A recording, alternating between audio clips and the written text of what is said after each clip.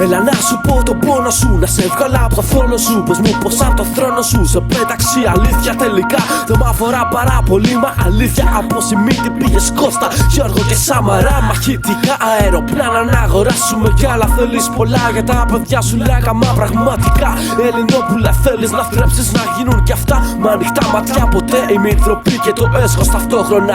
Ανοίγω φωνά μικρά, καλή Θεό Αθήνα Φέντερ για άλλη μια φορά.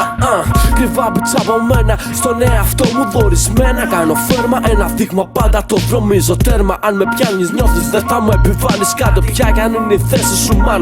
Sorry μα εδώ τελειώνει του έθνου στα story.